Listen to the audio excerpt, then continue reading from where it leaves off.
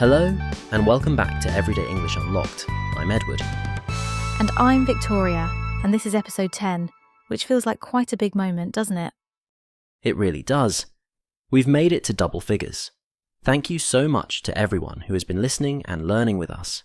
It genuinely means a lot. It really does. And today we have a topic that I personally love.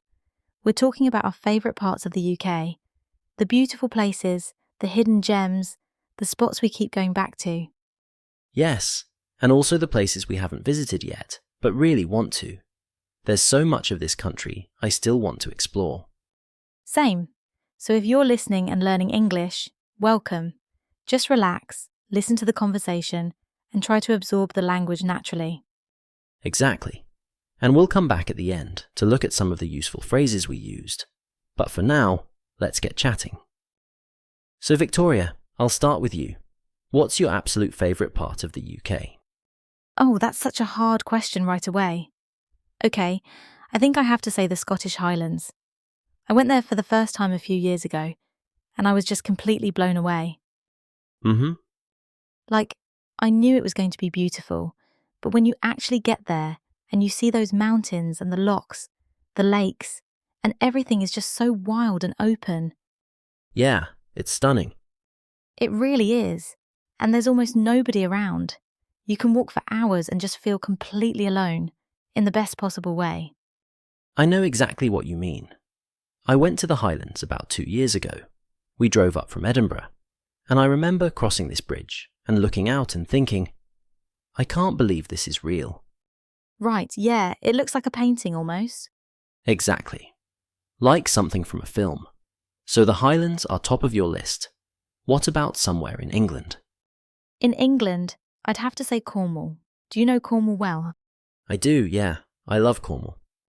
It's just gorgeous, isn't it? We used to go there every summer when I was a child. My parents would load up the car and we'd drive all the way down. It took hours. But the moment you arrived and you could smell the sea air. It was just magical. And the beaches are so beautiful. St Ives especially. Have you been to St Ives? I have. It's a gorgeous little town. The light there is really special, isn't it? I think that's why so many artists have lived and worked there over the years. Totally. There's something about the light in Cornwall that just feels different. Brighter, somehow. Yeah, and the food, the pasties, the cream teas. Oh, don't talk to me about cream teas. I could eat them every single day. Right. Okay, so very important question. Jam first or cream first?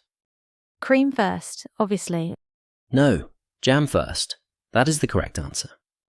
That is absolutely not the correct answer, Edward. For our listeners who don't know, a cream tea is a pot of tea served with scones, clotted cream, and jam. And there is a very serious debate in this country about whether you put the jam on first or the cream on first. Very serious. Lives have been ruined over this question. Okay. So Cornwall for you. For me, and I say this every time anyone asks, it has to be the Lake District. Oh, lovely. I grew up going there with my family. We'd stay in a little cottage near Windermere. That's the biggest lake in England. And we'd go walking every single day. Rain or shine, we were out on those fells. Rain or shine? So mostly rain then? Mostly rain, yes. But honestly, the Lake District in the rain has its own kind of beauty. There's mist over the mountains, and everything feels very dramatic and atmospheric. That's so true, actually. There's something quite romantic about grey skies and rolling hills. Exactly. And the villages there are so pretty.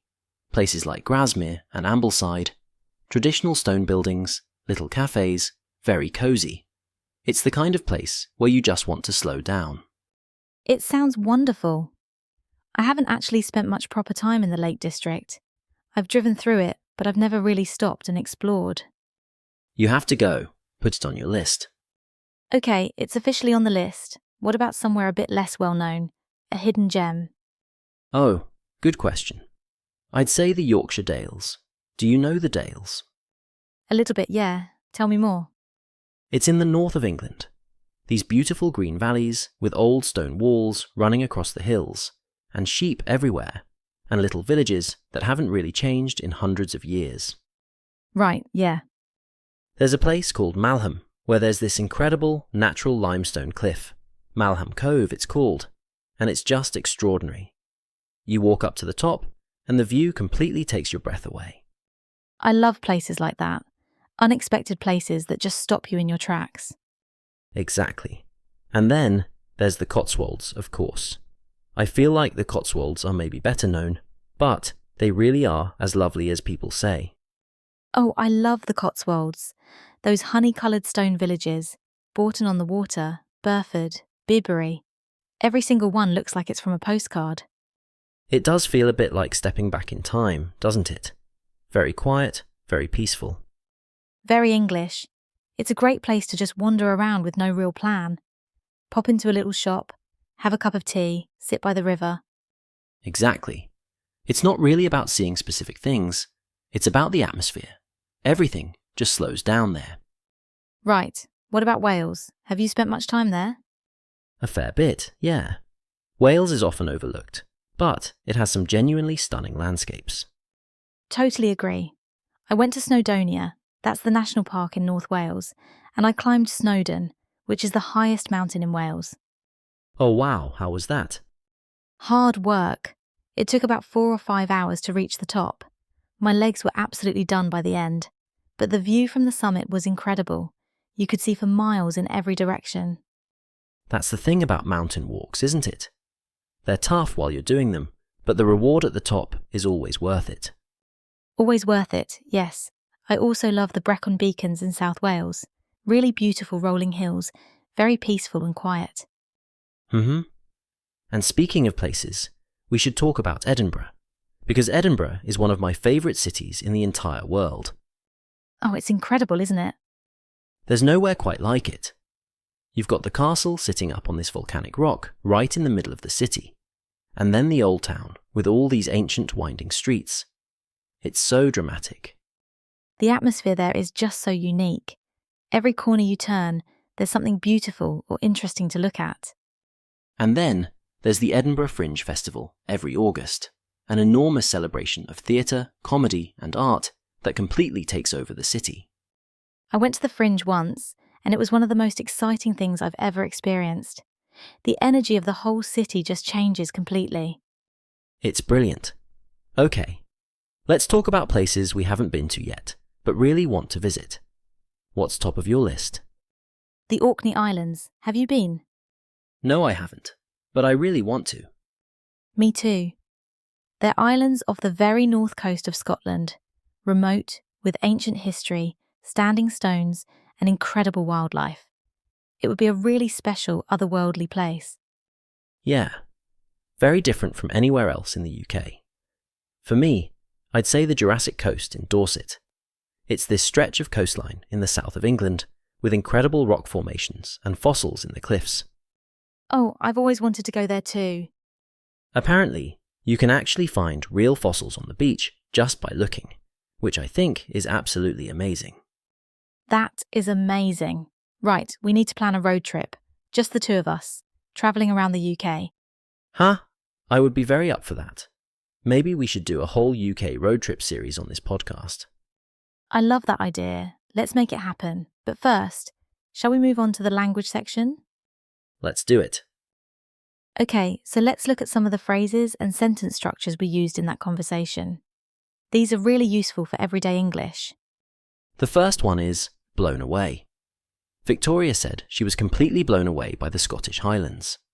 Blown away means you are very surprised and impressed by something. For example, I was blown away by the view. Next, hidden gem. I use this to describe the Yorkshire Dales. A hidden gem is something special and wonderful that not many people know about. For example, the Yorkshire Dales are a hidden gem of Northern England. Great one. The next phrase is, take your breath away. Edward said the view from Malham Cove takes your breath away. This means something is so beautiful or impressive that it leaves you speechless. You can say, the sunset took my breath away. We also used rain or shine.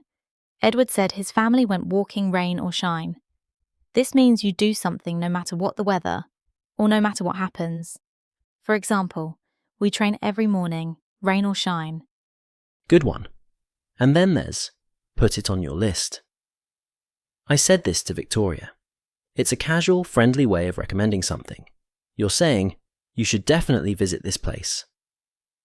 A bucket list is a list of experiences you want to have in your lifetime. Next, worth it. I said the mountain climb was hard, but always worth it. Worth it means the result was good enough to make it worthwhile, despite the difficulty. You might say, the queue was long, but the food was absolutely worth it. And the last one, step back in time. I use this to describe the Cotswolds. To step back in time means a place feels like it belongs to an earlier period in history. For example, walking through the old town, it felt like stepping back in time. These are all really common phrases you'll hear in natural English conversations, especially when people are talking about places, travel, or experiences. Try using one of them in a conversation today. That's exactly right. The best way to remember a new phrase is to use it. Even if you just say it to yourself, that counts as practice. And that brings us to the end of episode 10 of Everyday English Unlocked. It's been such a fun episode. I always love talking about places in the UK. It makes me want to go on an adventure immediately. Same, a huge thank you to everyone who joined us today. We hope you enjoyed the conversation and found the language section useful. If you want to keep practicing, try listening to this episode again. The second time, you'll pick up things you missed the first time. And please don't worry about making mistakes.